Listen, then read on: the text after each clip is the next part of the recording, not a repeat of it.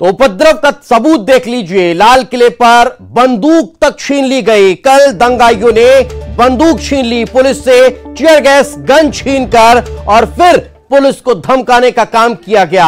अब तक बंदूक उन्हीं लोगों के पास है, यह भी जानकारी निकलकर सामने आ रही है। ये तस्वीर देख लीजिए, यहां पर तमाम किसान जब आंदोलन कर रहे थे, लेकिन उन किसानों के आगे आगे कुछ अराजक तत्व आ गए और वो संख्या इस कदर बढ़ गई अराजक तत्वों की कि फिर देश की राजधानी एक अलग तस्वीर के रूप में देखने को मिली। एक और तस्वीर आप देख लीजिए उपद्रव की, जब पुलिस की गन छीन ली गई और अभी तक वो गन वापस नहीं लौटाई गई है। वो गन इन्हीं आंदोलनकारियों के, इन्हीं प्रदर्शनकारियों के पास मौजूद है।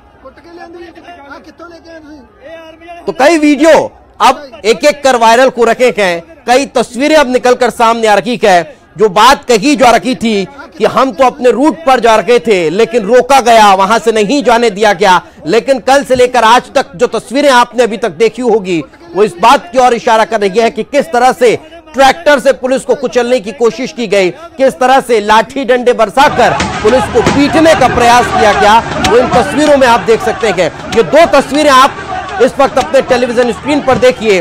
पहली तस्वीर किस तरह से धक्का देकर, लात मारकर और फिर डंडे बरसाकर इस पुलिसकर्मी को पीटा गया, और दूसरी तस्वीर ये बंदूक जो आप इन प्रदर्शनकारियों के हाथ में देख रहे हैं, ये पुलिस जवान की टीयर गन है, जिसके जरिए वो इन प्रदर्शनकारियों को जो एक नियंत्रण रेखा बना रखी थी उससे दूर रखने के प्रयास कर रहे थे, लेकिन उस नियंत्रण रेखा को अपनी किसानी का काम करने वाले ट्रैक्टर से तोड़ते हुए और फिर पुलिस के हाथों से ये गन छीन ली जाती है और पुलिस को खदेड़ दिया जाता है।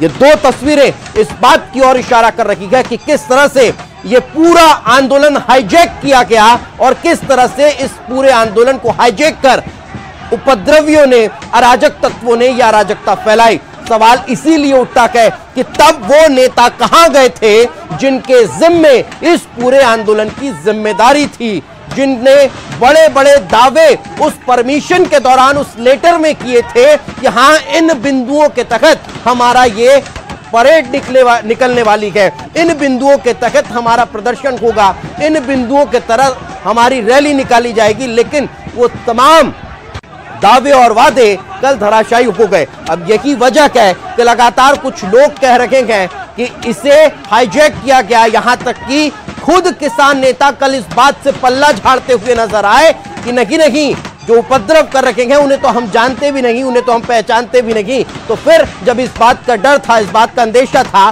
तो यह पहले से समझ लेना चाहिए था कि हम क्या इस आंदोलन को कंट्रोल कर पाएंगे या नहीं।